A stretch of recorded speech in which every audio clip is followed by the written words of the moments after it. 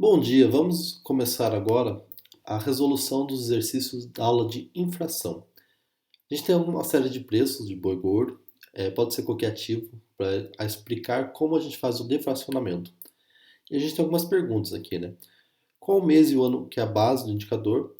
A gente pede para colocar num gráfico e discutir um pouco a evolução deles em termos nominais e depois defracionar. Como que nós temos a nossa série de dados aqui? A data, né? Que é o dia, desculpa, o mês que nós temos. O preço médio do boi gordo, esse aqui pode ser outros ativos, como por exemplo um carro, pode ser soja, pode ser várias outras questões. E o IGP, que é o nosso índice de inflação. Aqui nós temos a resposta, que é o índice base dele, o valor base dele é agosto de 1994. Mas se nós não tivéssemos, nós temos que sempre lembrar que o valor base do índice ele é 100. Então, quando a gente olha no índice e acha o valor 100, nós vamos achar exatamente quando ele se inicia, que é agosto de 1994. Que no caso brasileiro foi quando nós adotamos a nossa moeda, o real, né? Houve o plano real, e aqui é quando nós começamos a adotar o real como moeda. Então, por que está nesse ano? E a gente tem algumas outras questões, né? Como que a gente vai fazer uma análise nominal do valor? A gente vai selecionar a data e o preço, vir em inserir gráficos recomendados, ou melhor, vamos fazer um gráfico de linha nesse caso, e vamos analisar aqui a evolução do preço médio do boi gordo. Então nós temos aqui o preço, certo? E os meses. Percebam que até essa época a gente tem um choque do preço, né? E depois há uma evolução.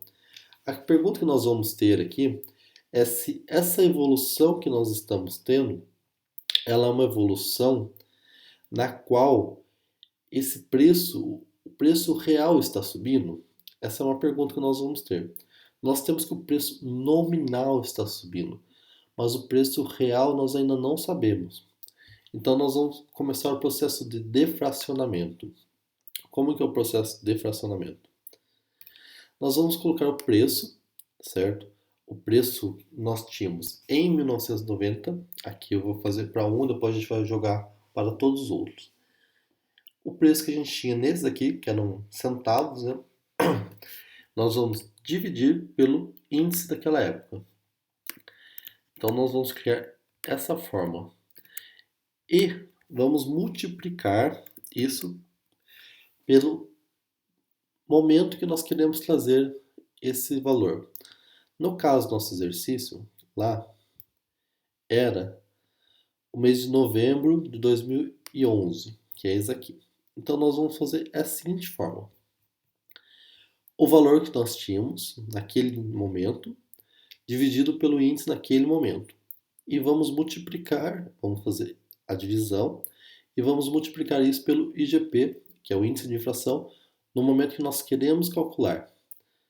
Quando nós fazemos isso, nós trazemos esse valor para cá. Percebam que esse valor ele é muito diferente do que era naquela época. Por quê?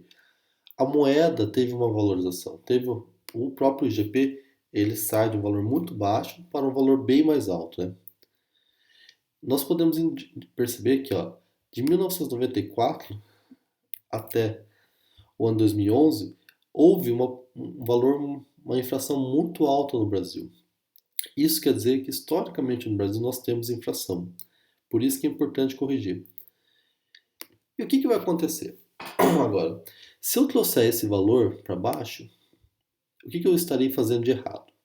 Eu não estou travando a fórmula, que é a minha data de período que eu quero trazer os valores. É exatamente isso aqui. Esse valor, eu vou estar travando ele agora com o cifrão. É uma questão de Excel bem importante. Quando eu trouxer o valor para baixo, eu estou trazendo o valor do preço do boi gordo nesse período para o presente, que no caso seria 2011.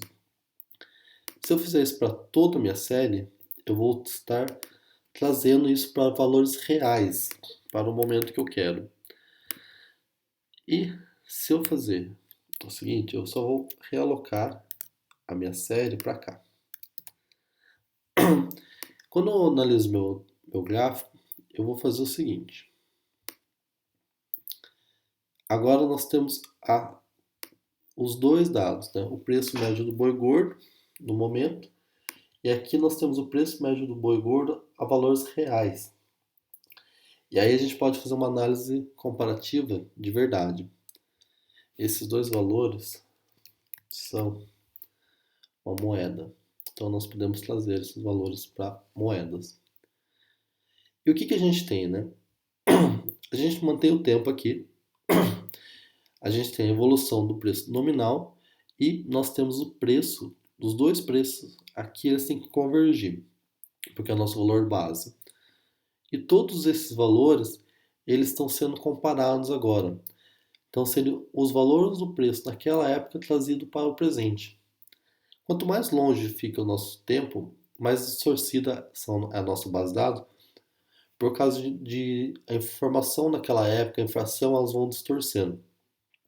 Mas percebam que aqui perto nós temos que o valor do preço da roupa do boi gordo, ele é relativamente constante, né? O valor real.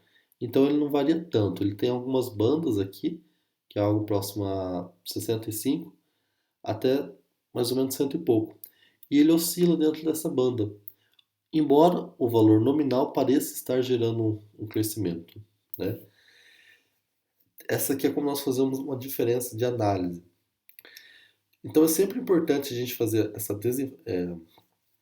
infracionar as séries ou defracionar elas e trazer ao mesmo valor. Quando nós analisamos o preço da arroba nesse período de tempo, principalmente de 94, né, que a gente tem a moeda, esse período daqui o Brasil tinha um problema de uma inflação excessivamente alta. Então esses valores acabam sendo um pouquinho distorcidos, né?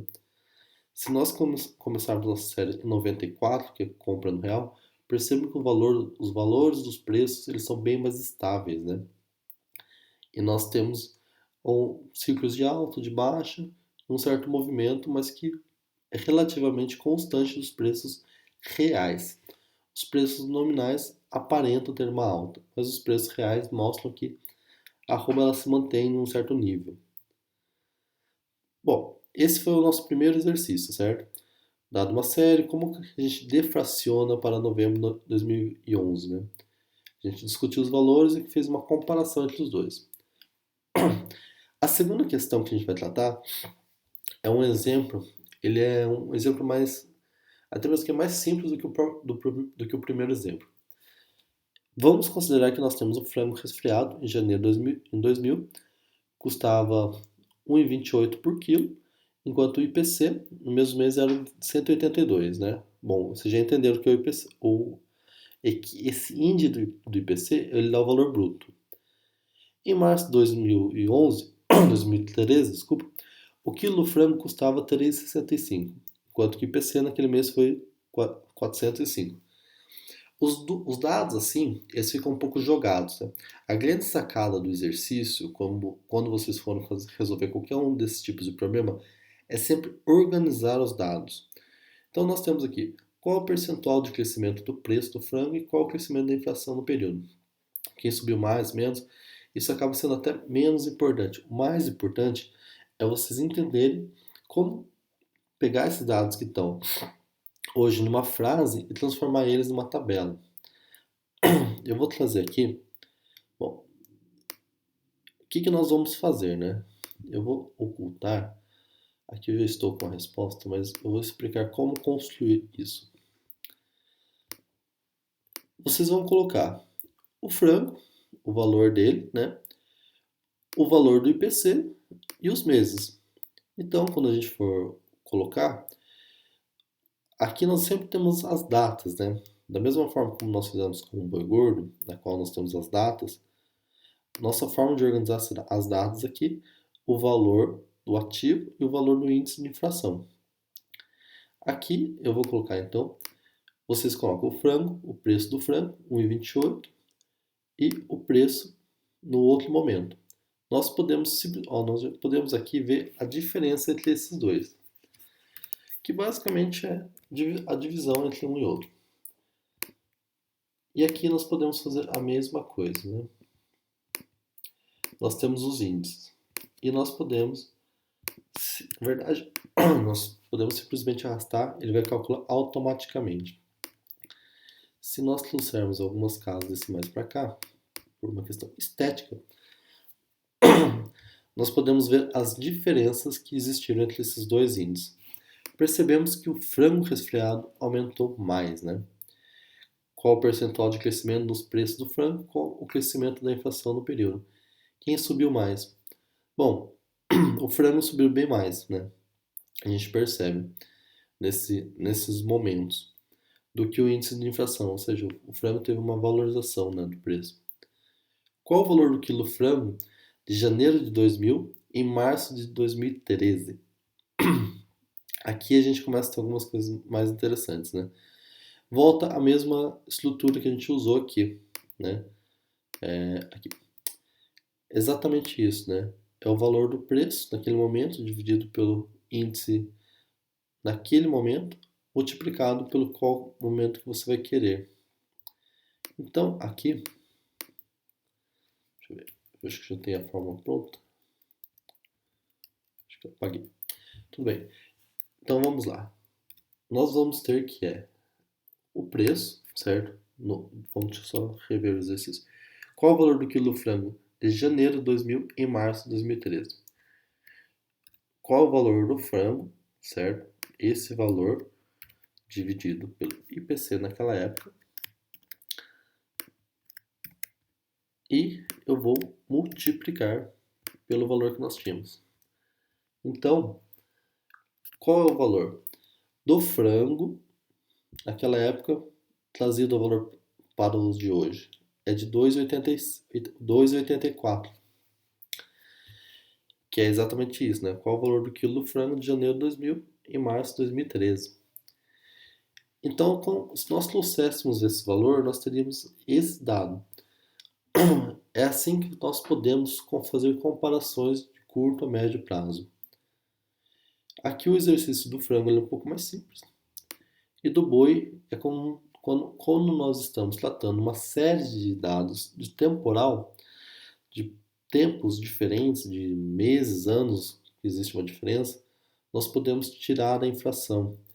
Então, qualquer coisa que vocês forem usar, dados, por exemplo, de água, dados, por exemplo, de energia elétrica, qualquer coisa sempre tem que estar tirada sem a inflação, né? Hoje a gente chama de deflacionada, que é exatamente esse gráfico que está em vermelho. Porque quando nós vamos fazer uma análise dos gráficos dos preços reais, nós sem inflação, eles provavelmente mostrarão resultados bem diferentes dos preços nominais. No Brasil, por causa da inflação elevada, os preços nominais eles parecem estar sempre em ascensão. E isso pode distorcer as análises, né? Então, o ensinamento dessa aula ele é relativamente simples, mas muito importante. Como deflacionar, né? Aqui a gente tem sempre quando vocês precisarem, vocês podem usar esse modelinho, certo? Obrigado.